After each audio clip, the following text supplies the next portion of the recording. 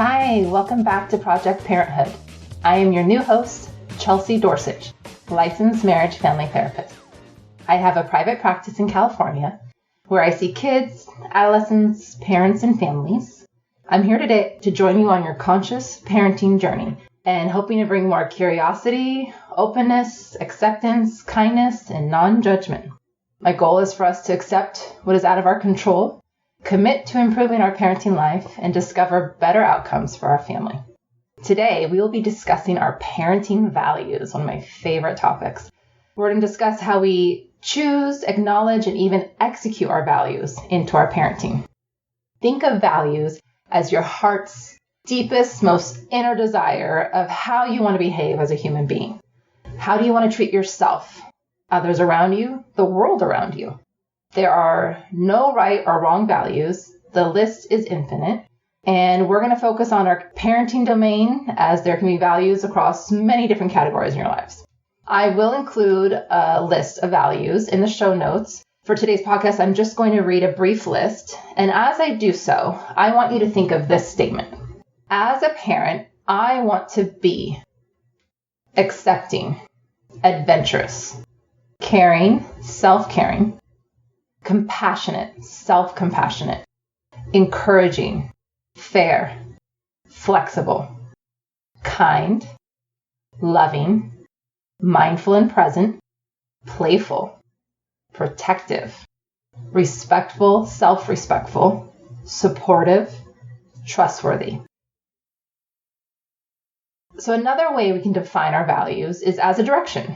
Think about in your life, you have different moments and they're strung together by these intentional qualities, values, and then they create this beautiful, meaningful path. Imagine today that your parenting journey is actually a parenting bus and you are the driver. Now, I understand that some of you may already feel that way, literally. However, on this parenting journey, you actually get to determine the route. There will be passengers on your bus that will try to convince you to change directions or maybe even misleading road signs along the way to tempt you to detour. And what I really mean by that is, as you're parenting, there are going to be others around you who offer their opinions and advice. You have your own mental chatter. You have your experiences from childhood with your own parents. You're probably comparing yourself to other parents and even the unexpected behavior from your child.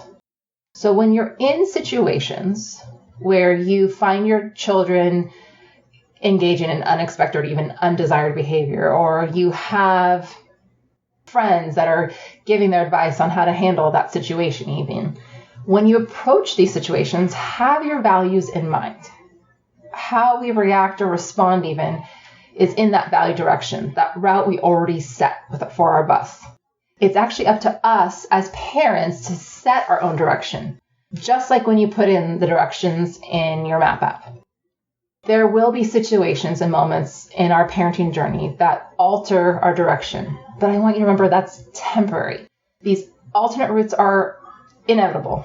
We can acknowledge that it's an alternate route, a detour. We can start to accept it and be more flexible with it, and then we keep heading into our desired direction. There's a German psychologist, Erikson, who created the 8 psychosocial stages people pass through. He said one of my favorite quotes, "Only forbid what really matters, and in such forbidding, be consistent. Your values matter. So be consistent in your parenting with your values in mind." When you set boundaries and limits on your children, have those values at heart. Let them guide your decisions. If we are saying no to something and we have this amazing, strong-willed, passionate child in front of us who is not giving up, some of our mental chatter could be, if I just give in right now, I promise to uphold the boundary next time. Behaviorally speaking, that one time we give in, unfortunately teaches our children they can break through that limit and boundary. So what if we replace that with, okay, if I uphold a boundary right now, it's going to be very hard. But if it's aligned with my values, I'm essentially instilling those same values into my children. So we have an idea of what values are now, but what are they not? Values are not goals. Goals are what you want to achieve, what you want to get, complete, or do. So goals are things that you can obtain while walking on your valued journey. Values don't end, so they're not outcomes and they're not actions. However, what we do or say does reflect our values. And values are not feelings. There will be many feelings accompanying our value choices. And they can maybe even let us know if we are actually living in accordance to those values. We have to remember, though, that walking in our valued direction on this parenting bus, in this valued direction, it may not always feel good. Think about if you do have a rupture with your child. Most often we have to let go of our ego to make that repair. That is super uncomfortable, but it continues to move us towards our values. We are then modeling and providing examples to our children of how to uphold our values in those challenging times. So think of yourself when you are upholding that boundary. Are you doing so because you're being supportive, loving, and mindful?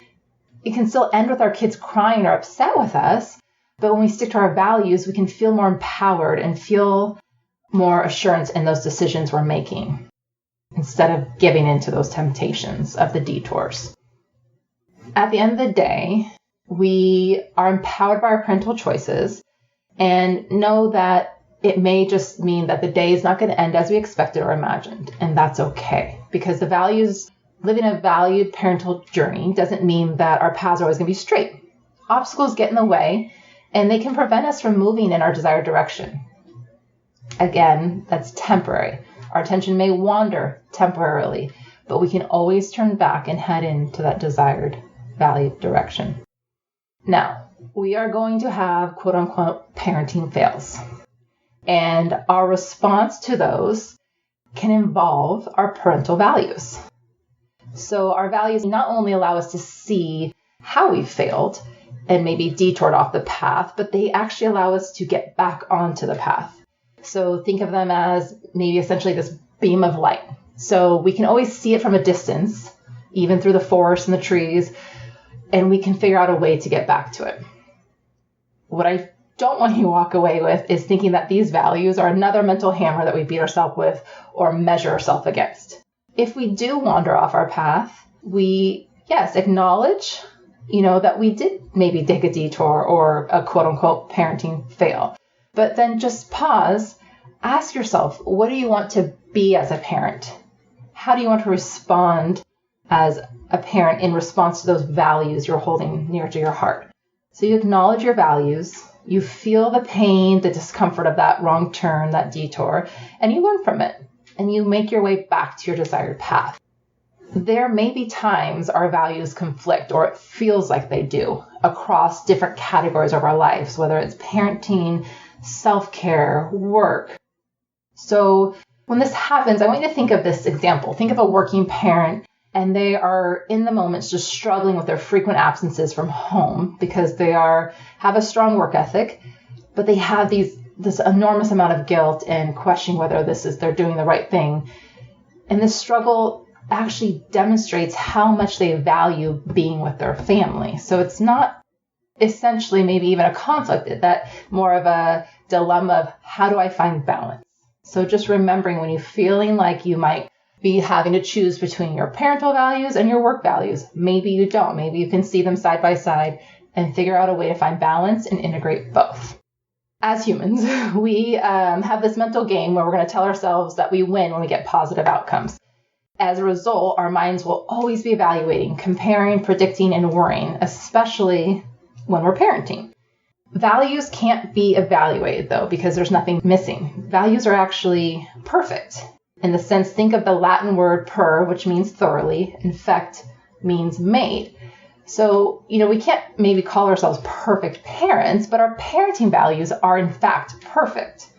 And when we do fall into those traps of evaluating, comparing, and worrying about our parent methods, maybe think of them as a little sinkhole along the road or a river you can't quite cross through yet, pause, take a moment to reflect on your values, on the direction you're heading, and make those choices with the reasons. No matter what the mental chatter is, no matter what the road sign says, at the end of the day, you know your child better than anyone. So you are going to be able to come across new info, whether it's from books, podcasts, articles, videos, other parents, your children's behavior, and you're just going to see how all of this fits into the value direction you're already heading. I would like to end this episode with 3 exercises you can do to help you choose, acknowledge, reflect upon, and even execute a value-based parenting journey. First exercise. I want you to imagine you're 80 years old looking back on today. I want you to think about the next 3 statements. 1, as a parent, I spent too much time worrying about. 2, as a parent, I didn't spend enough time doing things such as.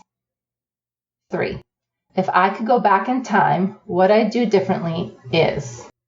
Second exercise. If someone you love were to speak about you as a parent, what would they say about you? Maybe it's during a toast, a eulogy. Number 1, the sort of parent you are. 2, your greatest strengths and qualities as a parent. 3, the way you treated your kids. Last exercise. Think about a difficulty you're currently having with your parenting journey, something difficult you're facing with your child. Now imagine you have handled the situation in the best possible way, parenting like the parent you really want to be. Now answer these 3 questions. 1, what values did you live by when dealing with this? 2, how did you treat yourself as you dealt with this? 3, how did you treat your child? This concludes our episode. Remember to be curious, open, accepting, kind, and non-judgmental on your conscious parenting journey. Carry your values in your heart as you go. If you have any questions about this episode, about your parenting journey and or topics you'd like to hear more about, please reach out to me at cd.therapy or email parenthood@quickanddirtytips.com or leave a message at 646-926-3243. Project Parented is a Quick and Dirty Tips podcast. Thanks to the team at Quick and Dirty Tips, Holly Hutchings, Davina Tomlin, Morgan Christensen, and Brandon Getchius. May you be happy, safe and protected, healthy and strong, and live with ease.